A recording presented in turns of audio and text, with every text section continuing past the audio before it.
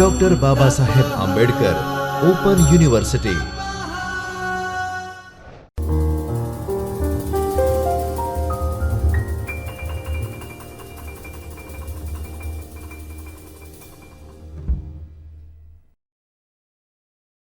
Welcome to Dr. Babasaheb Ambedkar Open University online video session.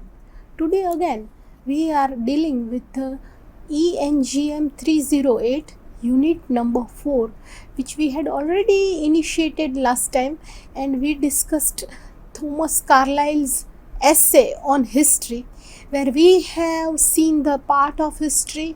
Who is Thomas Carlyle, the famous personality, the intellectual essayist, the reader, the literature person. All these things we had already discussed in session 1, and here we are going to deal with video session part 2 of the same unit number 4 of third year BA English paper 308. Let us start our work right now.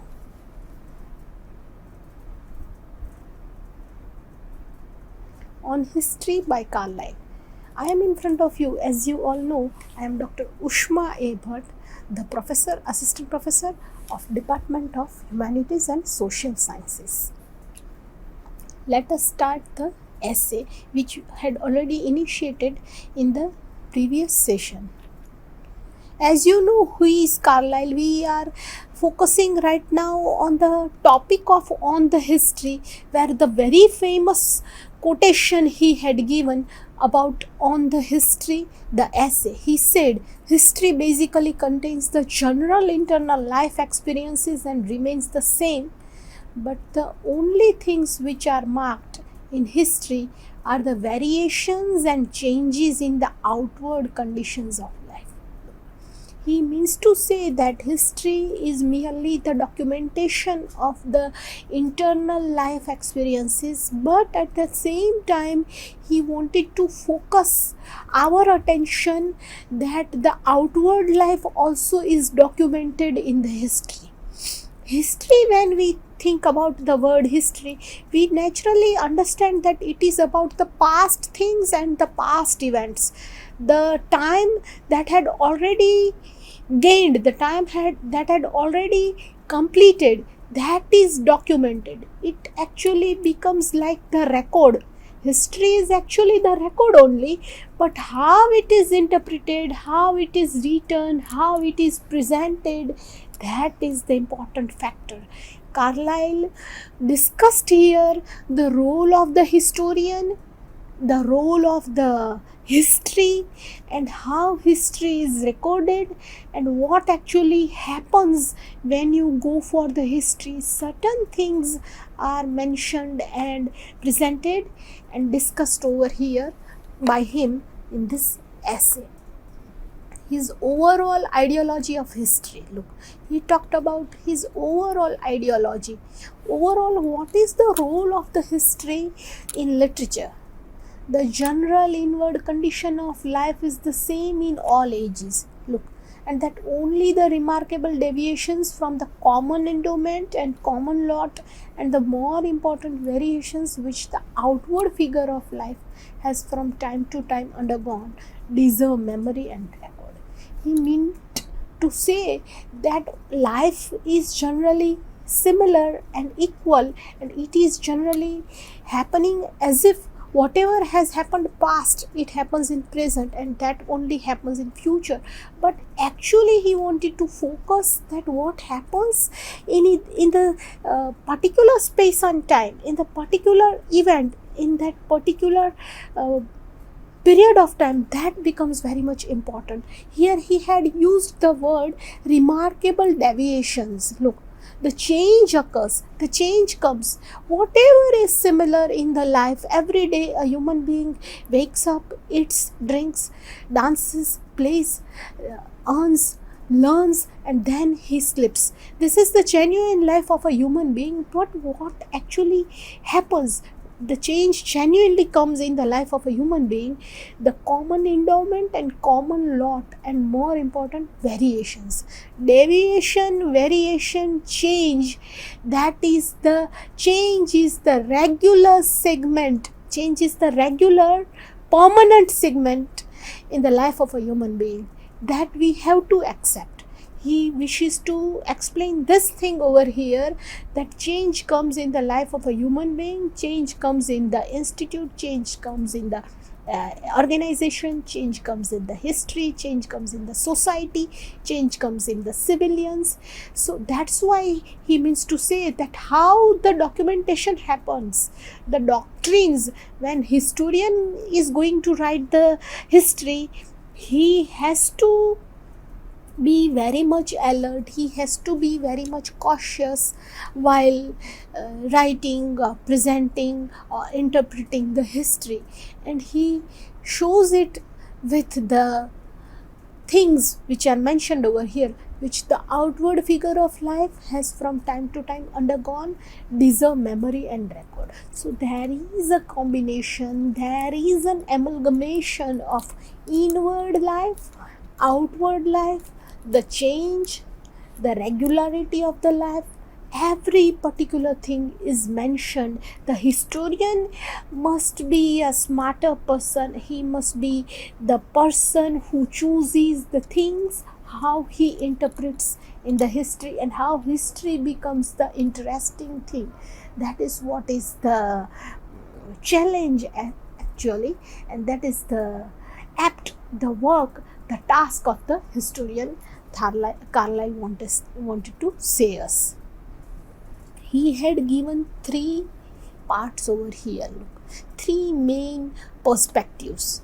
He says artists versus artisans.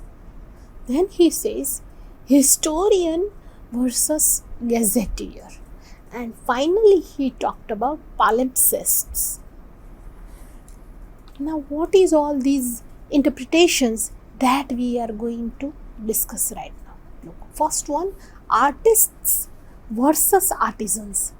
Now he wishes to say that the role of the artist when he is presenting the history is quite different rather than the artisan, because it happens that the artisan who is writing the data, who is collecting the data, who is talking about the history data, he may be doing that just mechanically, because he is not watching the overall, on the whole, role of that particular event or data or that topic which he is interpreting.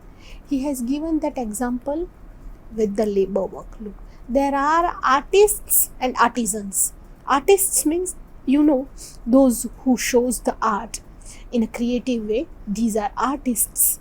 And artisans, men who labor mechanically in a department without eye for the whole, not feeling that there is a whole, and men who inform and ennoble the humblest department with an idea of the whole, and habitually know that only in the whole is the partial to be truly discerned. The artisan's role, Carlyle means to say that it is merely doing a labor work. He is not aware of the work of art he creates.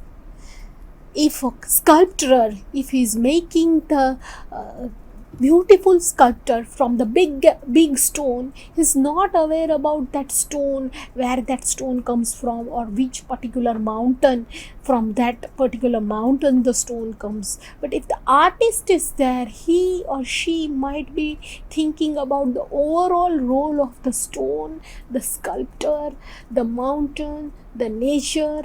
In that way, Carlyle wanted to focus the difference between the artists and the artisans. But this realization of the whole and uncountable is noticed by the artist. There is a difference between whole and uncountable, and that is the action, that is the functioning of the artist, that is the duty of the artist to look into these things. Here Carlyle is very clear about the difference between the artists and the artisans, and through this differentiation he wanted to focus on the documentation of the history in his essay on the history. So we are supposed to implement all these ideology of artists versus artisans with a view to his essay on the history, where he had given the ideas of how the history should be interpreted and what is the actual role of the historian overall.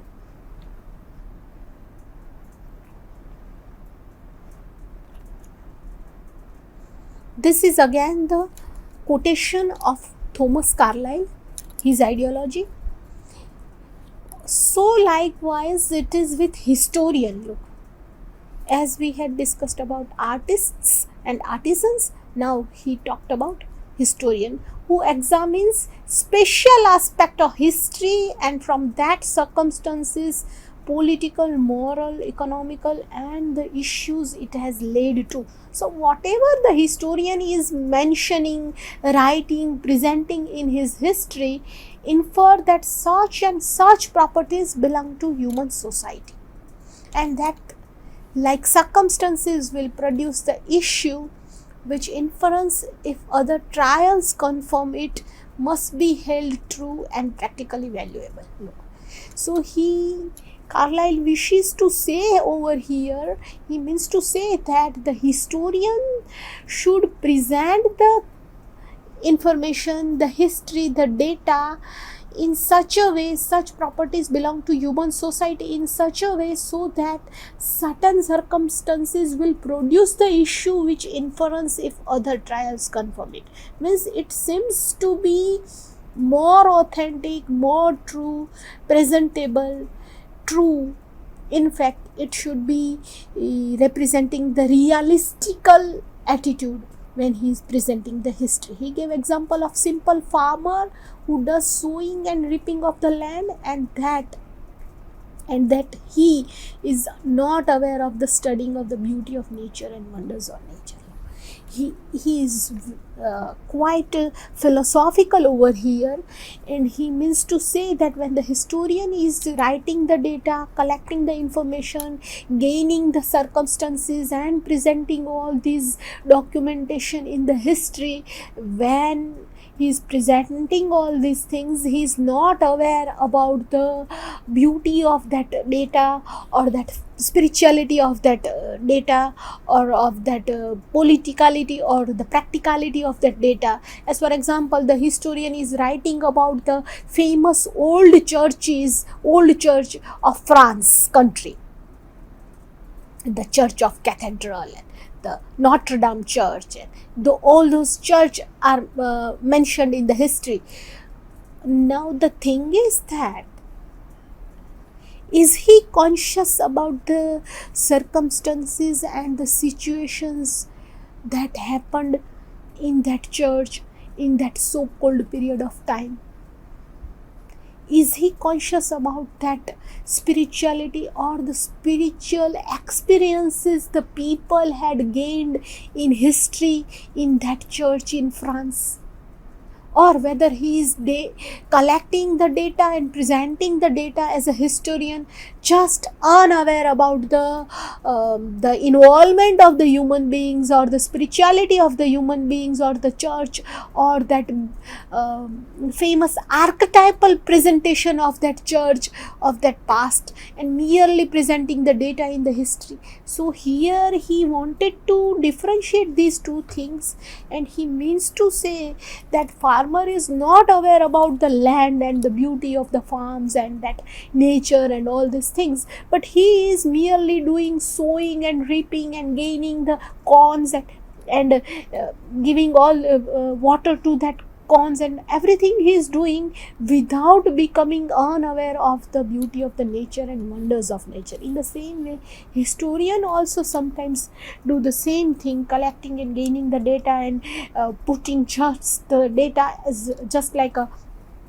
person who is writing as a gazetteer, but the role of the historian is quite different. Carlyle focused this thing over here in this topic. Look, he had what I have told you, the same thing has arrived over here. Historian versus gazetteer. Historian His role is of prime importance and he is connected with the people, nation, politics, economies, and issues pertaining to growth and development factors. Historian is connected with all these things, but how he presented all these things in history, that becomes very much important. Talking about the ecclesiastical historian, look, one who is connected with the histories of the church and religion, and the author particularly focused on the role of the historian, and it is the inward condition of the life. As I told you, when the historian is writing about the famous church of France, is he aware about the spirituality of the people over there, praying the people, or the popes and the fathers who had been working in that church in the history, and what happened in those church and the incidents of those church? Is he aware about that? Or is he genuinely presenting all these real pictures or documenting the real things that had happened in the ancient churches of France? This is merely an example I am giving you, but this is the main idea Thomas Carlyle wanted to focus on. He means to say that the role of historian is not merely collecting the data and presenting it, but his idea and his role should be to represent and to write in the history the inward life of the people, also the inward and the experiences of that particular circumstances and that particular period of time also. He becomes philosopher. Carlyle becomes philosopher and says that man's innate life is very much matters a lot rather than his material life or spiritual, religious and well-being. This is merely the ideology. Thomas Carlyle's ideology is as similar as the people of 19th century in America, when the famous literature the persons of literature, they were talking about transcendentalism, and transcendentalism talks not about material life of the or the capital life of the human being, but focusing on the spiritual perspective of the people. The main thing is told by Carlyle. This is as similar as 19th century's transcendentalism, but we have to take over here focusing on the ideas of Carlyle with a view to his essay on history, that you have to mention over there. Even you can write about that thing also, that his ideas are quite similar of 19th century transcendentalism, but that is merely a reference you can take, and you are going to focus on his main ideas which are mentioned over here. Look, he had given the idea of what I told you. The same things are coming. History of the church becomes the invisible as well as of the visible church, because it talks about our inner connections with our soul.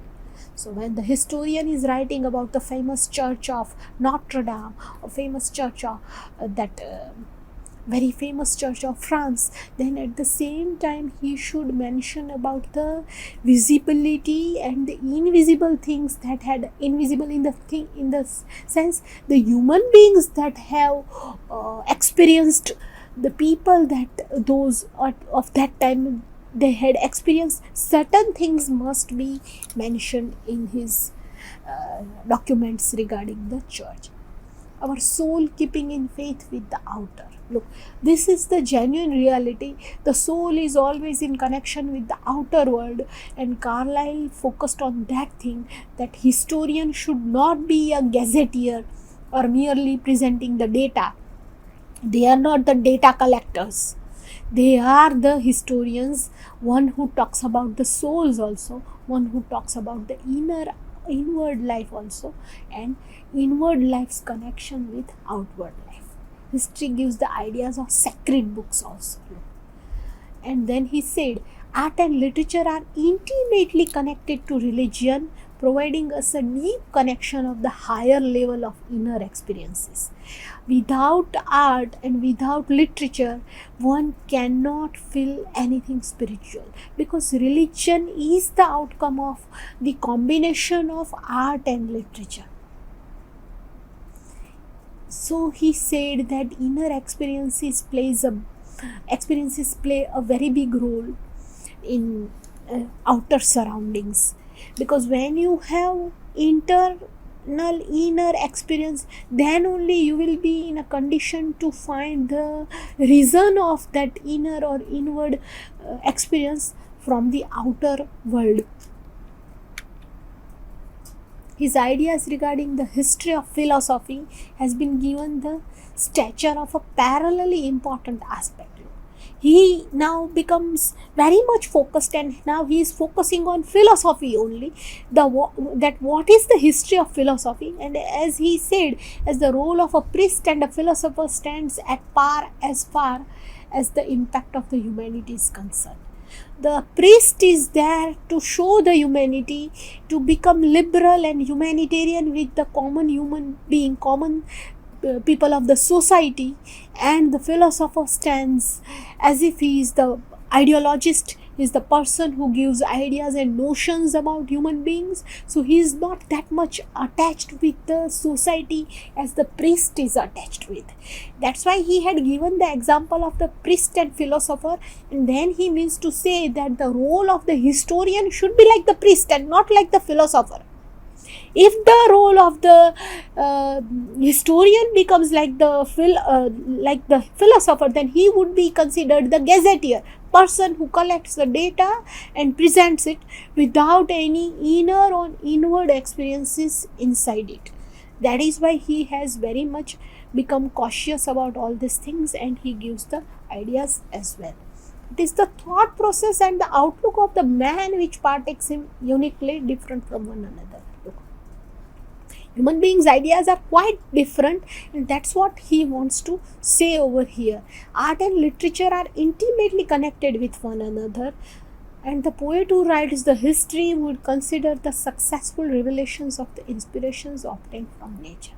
That is what you have found in the essay of William Wordsworth, Lyrical Ballad, or the essay of Coleridge's Biographia Literaria, or if you read the essay, the famous essay of T.S. Eliot, who talked about the tradition and individual talent and impersonality of the author. Even I.A. Richards had given 4 meanings of poetry: intention and sense, feeling and tone and intention, in his I.A. Richards' ideology regarding how to interpret the figurative language and poetry, where he had interpreted the idea in his essay. So all these 4 essays, which I had given you the name, Biographia Literaria of Coleridge, or William Wordsworth's Lyrical Ballad, or that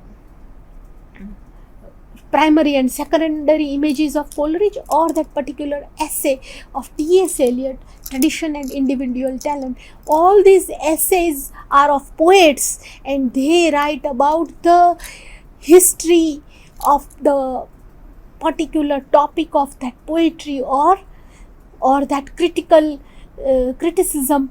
But at the same time, they considered their successful revelation, their successful inward or internal experiences, and their successful inspirations which they had obtained from the nature, or from their surroundings, or from their atmospheres. That is what is this Thomas Carlyle wanted to say over here.